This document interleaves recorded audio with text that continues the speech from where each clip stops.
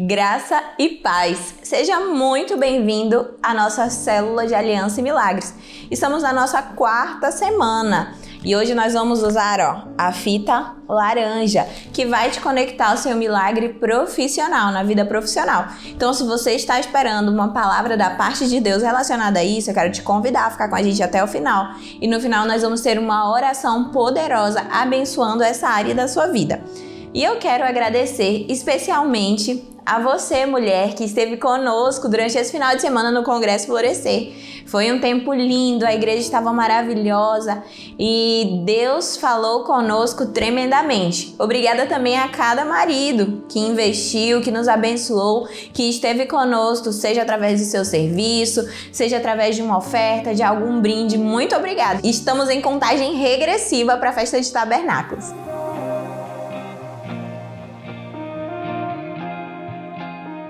E hoje eu quero falar com você sobre um tema muito interessante. O nome da nossa ministração é Moriá. E o nosso texto base está lá em Gênesis 22:2, que eu vou ler com você um pouco mais à frente. Mas eu queria começar falando sobre a vida de Abraão. Ele é o nosso principal personagem dessa ministração. Abraão foi um homem muito realizado. Se você parar para pensar aí comigo na vida de Abraão, ele foi um homem que teve muitas conquistas. Mas chegou um momento que ele precisou acessar o sobrenatural. Hoje, para você, o que significa o sobrenatural? Nós sabemos que o natural é essa nossa vida terrena, o nosso dia a dia, mas o que é o sobrenatural e como eu vou acessá-lo? Nós vamos falar um pouco disso nessa ministração. Então, Abraão, ele foi um homem que ele foi um exemplo na Bíblia. Ele foi citado várias vezes como o pai da fé. Então, o que aconteceu na vida de Abraão que o diferenciou de muitos? Então, vamos lá. Aos 75 anos, Abraão tinha uma vida estabilizada. Ele era um homem bem vivido, rico, viajado, tinha muitas posses, ele era bem casado, vivia bem com a sua esposa. Ele era respeitado e ele tinha um relacionamento com Deus. Para visão de muitas pessoas podiam dizer assim, nossa, as pessoas podiam até invejar Abraão, né? Abraão tem tudo. Abraão é um homem riquíssimo, mas lhe faltava algo para completar a sua felicidade. E eu tenho certeza que você já sabe o que era, porque é uma das histórias mais famosas da Bíblia. Abraão queria muito ter um filho. Mas olha só o que aconteceu. Abraão recebeu um filho, não é? E recebeu de quem? De Deus, quando ele já tinha 90 anos. Olha só, ele tinha 90 não, sua mulher tinha 90 anos. Ele tinha 100 anos quando recebeu o filho. E ele recebeu esse milagre da parte de Deus. E como qualquer um de nós que recebesse algo assim, ele ficou extremamente feliz. A sua vida estava completa. Ele tinha tudo que ele sempre sonhou. Ele tinha uma vida completa. Além de todas aquelas qualidades que eu já falei para você, agora ele também tinha um filho. Olha só, nada mais lhe faltava. Mas certo dia aconteceu uma história meio inusitada, né? Na Bíblia. E essa história tá lá em Gênesis 22:2. Eu vou ler com você. Diz assim: Então disse Deus, toma seu filho, seu único filho Isaque, a quem você ama, e vá para a região de Moriá. Sacrifique-o ali como holocausto num dos montes que lhe indicarei. Opa! Que estranho isso. Parecia que o próprio Deus estava se contradizendo. Não foi Deus que tinha dado o filho para Abraão, concedido o desejo do coração dele, porque Deus estava pedindo esse filho?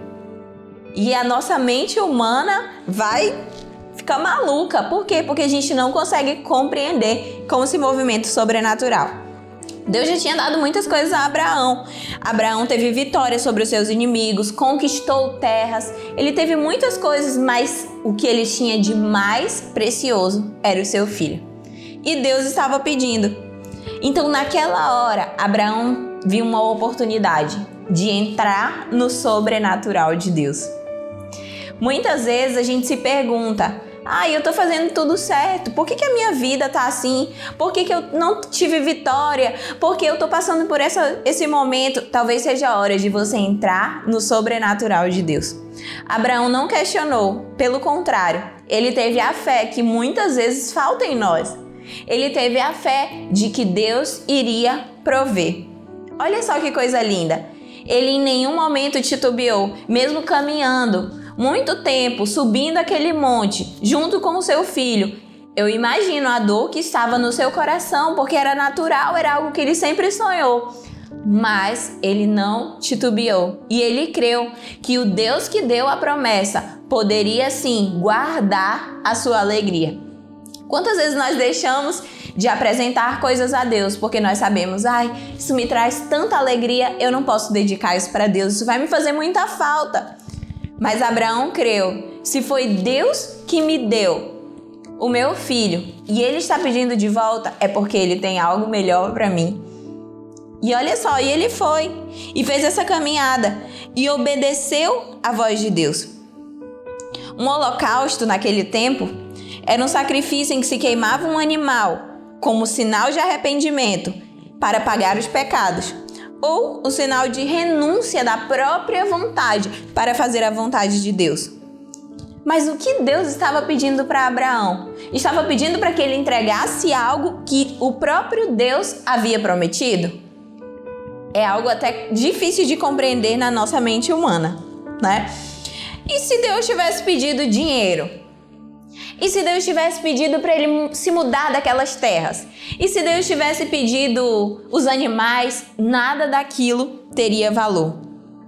Porque o sobrenatural de Deus só tem valor quando nós caminhamos nas promessas. Então, quando nós dizemos assim, Deus, eu caminho na promessa, eu creio que o Senhor me deu isso me faz muito feliz, mas eu estou disposto a qualquer momento a abrir mão. Por quê? Porque eu creio que o Deus que me deu é capaz sempre de fazer infinitamente mais. Uma vez eu ouvi uma canção que me marcou muito e essa canção fala que eu não tenha bens maiores do que eu possa devolver para Deus. Então ali a gente aprende uma lição com Abraão, que eu não tenha nada em minha vida em tanta estima que eu não esteja pronto para devolver a Deus. É uma lição muito dura, né? Mas nós só adentramos o sobrenatural quando nós paramos de fazer continhas na nossa cabeça. E eu vou levar isso para a área profissional. Muitas vezes a gente vem do altar, recebe uma promessa, o apóstolo fala lá uma palavra profética, ministra sobre as nossas vidas e a gente fica fazendo conta. Muitas vezes, né, a gente fica, para eu ganhar o dobro eu teria que fazer isso, teria que fazer aquilo, Se esforce sim, mas creia e entre no sobrenatural. Traga Deus para o seu negócio. Faça atos proféticos. Se você não sabe o que é ato profético, a nossa primeira ministração foi sobre atos proféticos. Volta lá, escuta da nossa primeira semana. Foi explicando o porquê de atos proféticos. Então, retorna lá, escuta, aprende, porque Deus se agrada quando nós nos conectamos e os atos proféticos são uma forma de nos conectarmos com o reino espiritual. Então, se Deus te deu um sonho, te deu uma palavra profética, pede dele discernimento e começa a semear nesse solo e diz, Deus, eu quero que o Senhor venha para esse negócio. Eu não quero só fazer as coisas de qualquer jeito. Não, eu quero que o Senhor seja o meu sócio nesse negócio. Eu quero que o Senhor entre comigo. Eu quero que o Senhor me dê a direção, me dê discernimento, traga sonhos. Fale comigo através da tua palavra. Me dê revelação para que tudo que eu fizer seja bem sucedido. Porque quando caminhamos com Deus e trazemos Deus para o nosso negócio, e seja ele qual negócio for, talvez você esteja me ouvindo falar e esteja pensando, pastora, mas você não sabe qual é o meu negócio?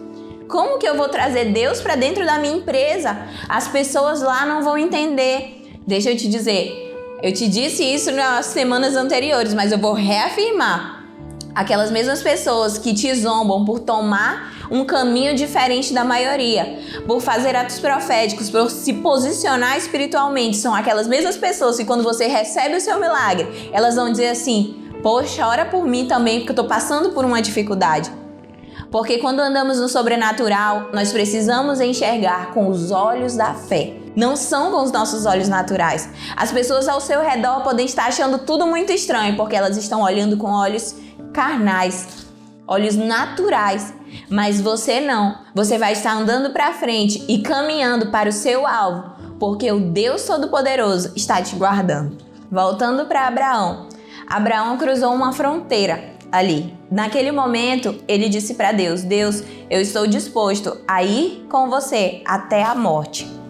Vale mais caminhar e obedecer ao Senhor do que a minha própria vida. Porque eu tenho certeza que se Deus pedisse a própria vida de Abraão, não seria tão pesaroso quanto dar o seu único filho.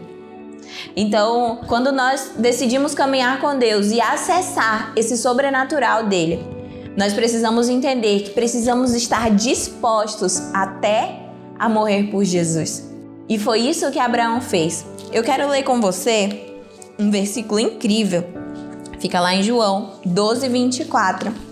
Quero que você abra comigo, porque você não vai se arrepender. A Bíblia é cheia de versículos que falam ao nosso coração. Diz assim: digo verdadeiramente que se o grão de trigo não cair na terra e não morrer, continuará ele só, mas se morrer, dará muito fruto. Olha só o que Jesus está falando. Quero que você me compreenda aí. Abre um pouquinho a sua mente e tenta imaginar. Se eu tenho aqui uma semente na minha mão, vamos falar uma semente de algo bem regional para você saber, uma semente de cupuaçu. Vamos lá. Essa semente, ela tá lá. Ela pode ser só uma semente o resto da vida, mas ela também pode se tornar uma grande árvore e dar muitos frutos. Você concorda comigo? Ela pode sim, a partir de uma semente bem pequena, virar uma grande árvore. Mas a gente entende que para que ela vire uma grande árvore, ela tem alguns processos para passar, certo?